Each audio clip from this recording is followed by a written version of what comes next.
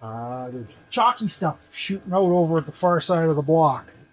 It tells me this sucker might be full of mouse house.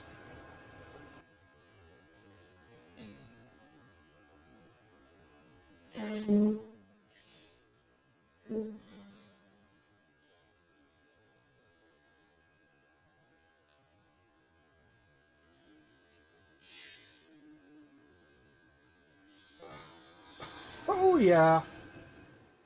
Some of the differences I've noticed between this engine and the engine that came out of the truck. I think we've gone over some of these already, but we've got an aluminum timing cover here, whereas the one on the truck was cast iron.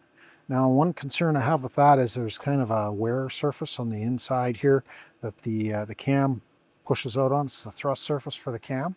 With an aluminum cover, that might be a little more prone to wear. I'm not sure about that. Another item, we've got narrow belt pulleys. These are kind of like a modern V-belt as opposed to the big wide chunky ones that were on the truck.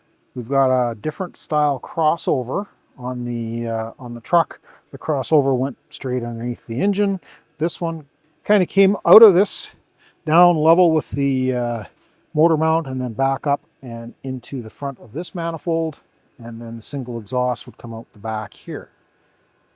Kind of restrictive, I would think.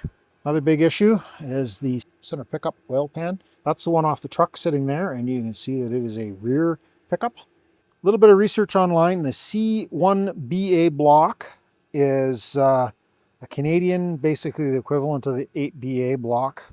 And with the green color on here, and the fact that it came out of a car, the research I found suggests that is quite likely out of a Merc, which would have the 4-inch stroke as opposed to the 3 3/4 inch stroke, which would make it a 255 instead of a 239. A little more desirable crankshaft.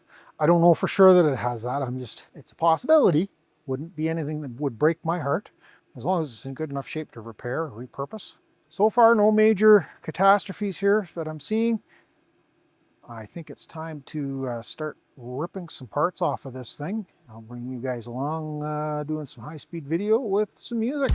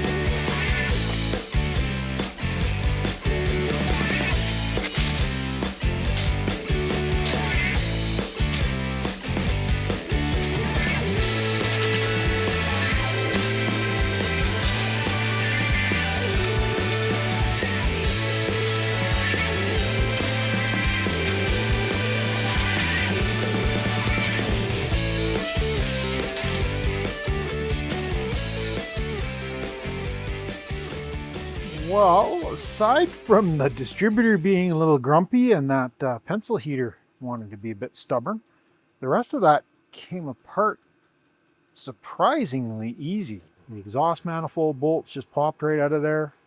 Timing cover bolts, everything, really, it came apart very nice. Considering how disgustingly dirty this engine was when we started. I'll throw a little picture up here when we took the head off the far side there. This is coming apart very nice. I'm going to pull the drain plug, see if we've got any oil left in the bottom of this thing, and maybe do a little bit more cleanup with some Scotch-Brite, see what we got to work with. I might even throw a set of calipers across one of these cylinders and see just how big it is. I'll bring you guys back when I roll this thing over and we're just about ready to peel the oil pan off. There wasn't a drop of oil in it, which is good. Kind of what I figured.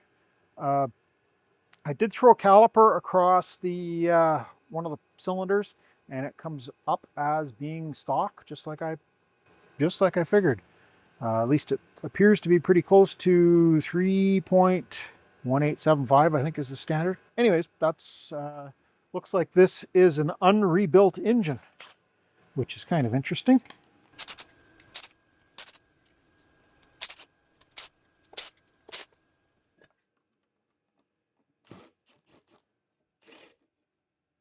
Here we go.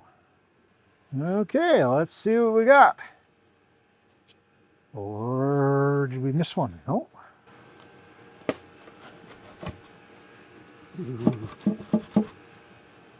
There's chalky stuff shooting out over at the far side of the block. Something tells me this sucker might be full of mouse house.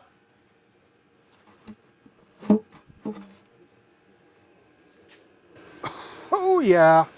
Well, that would be why there's no oil in it.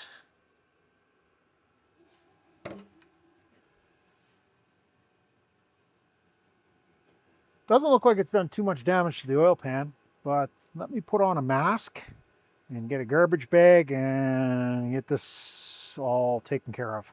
Bring you guys back in a minute. Well, that was a mess. I don't know how well it shows up down there for you guys, but oh boy, the mice were right down in the pistons. You can kind of see, if I can get some light in here, there's still some mouse house down in that piston, and that one up at the back there as well. Yeah, I don't know whether we're going to be able to save this or not. I haven't tried taking any of the bearings apart yet.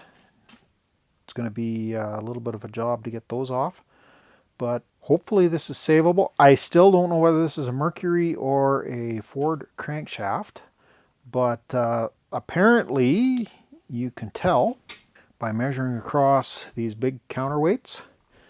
And if they're 5.5 inches, it is a Ford crank, and if they're 6 inches, it is a Mercury crank. Let me grab a tape measure. I don't know how well this is going to show up for you guys, but I measure across there. I don't know that we're at 6 inches, but we are darn close to it. Okay, another way to tell is the clean out ports on the webs are 5/8 instead of 3/8. But we've got to get that, I think we're going to have to get the crankshaft out before we're able to look at that. Yeah, that might be the 5.5 measurement across there. So this may be a Ford crank, which in the grand scheme of things, given the amount of mouse damage that we're seeing here, if it is a Ford crank, over there in the corner is the crankshaft out of the truck, and it is it's been ground down 15 thou from standard, but it is in really nice shape.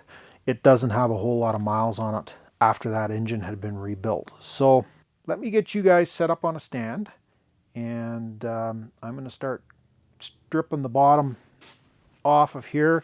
We'll get the oil pump out, we'll get the connecting rod nuts pulled off, we'll get the rod caps off, get the main bearing caps off, and we'll see if we can get this crankshaft out of here, because that's definitely going to have to happen before this engine's going to come apart. Let me make some progress here.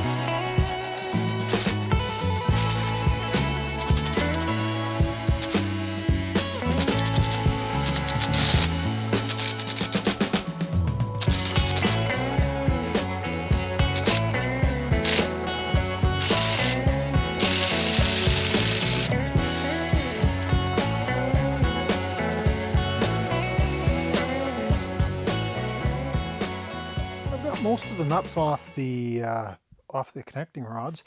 There's a couple that are just at a bad angle to get at, and I'm hoping that once we get the rest of these caps off, we can kind of juggle the crank around enough to get at them.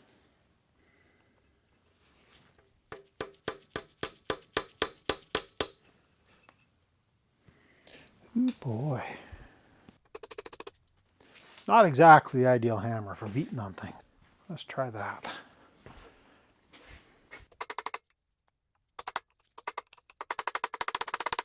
Now we got to be a little careful with this because the bolts are machined into the connecting rod. They're not a separate bolt. Like a small block Chevy, if you broke a bolt, you could just replace the bolt. But this one, you break a bolt, you're replacing the whole connecting rod. Which at this point, we're probably going to be doing anyways, because the ones out of the other engine are much nicer. There we go. Starting to get these to move.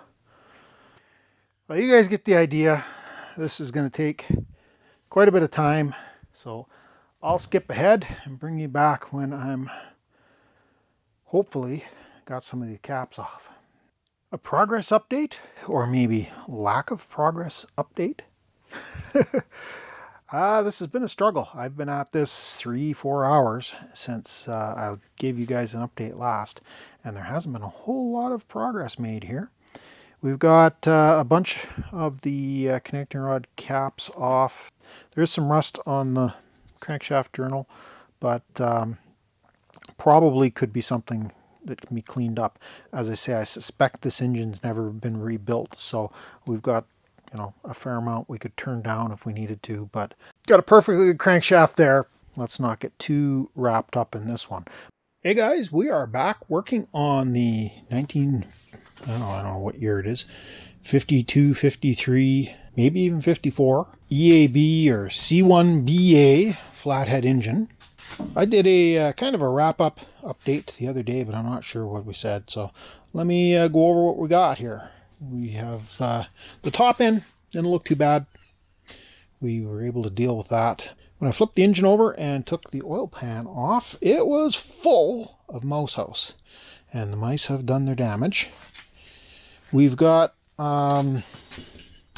several pistons busted out of this thing, and I'm hoping if I can bust the rest of these out, we can get this thing, you know, freed up enough that I can get the connecting rods off the crankshaft, get the crankshaft out of it, and then we can start kind of scrubbing at things, see what we can do to clean this up. Unfortunately, the engine was sitting upside down when the mice were living in it, and all of their urine ended up running into the back of the pistons and in around the camshaft. That's going to make tearing things apart a bit of a challenge, but we're slowly poking away at it here. This connecting rod, unfortunately, has one rounded off bolt. It was probably the worst of the pistons. It was the one that was kind of like melted when we took the head off. And I don't know if you can see it or not, down in there, without washing it out, the LED lights just are so bright. But there's kind of piston stuck to the wall. We're gonna have to get that out of there. And we got other pistons we still gotta bust up here. Slowly making progress at it. Let me grab the bar that I'm using and my little baby sledgehammer, and I'm going to continue beating on these pistons and see where we can get to. Let me get you guys set up on a stand and I'll bring you along. See me swinging a hammer.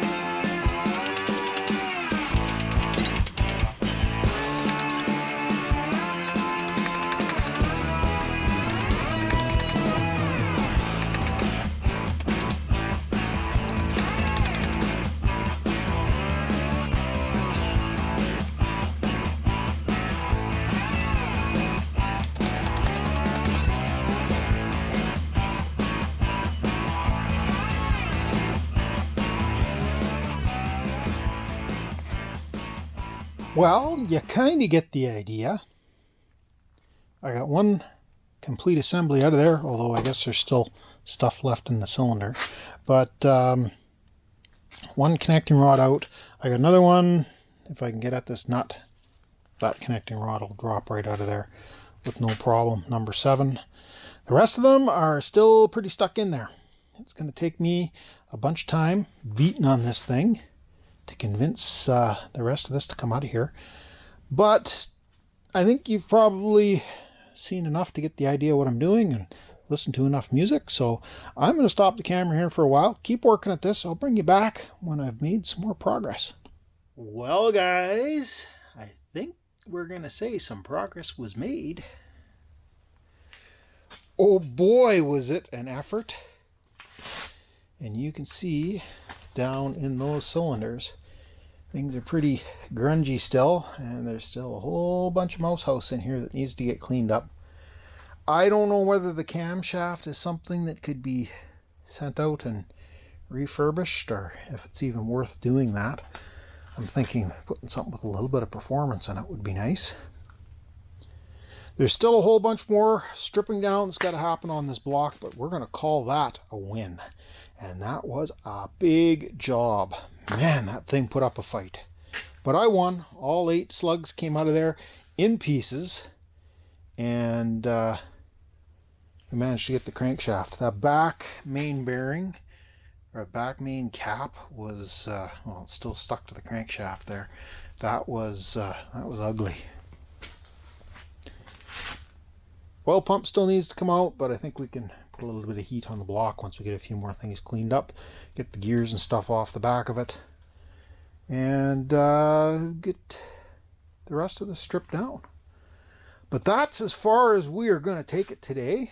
Thanks a lot for stopping by. Greatly appreciate you taking the time to watch the video. If you got this far, can you give me a thumb up, give me a like, maybe consider subscribing to the channel if you haven't already done so, and ring that bell icon if you want to get notified when I put out more content. We'll catch you guys in the next mess. Thanks for watching.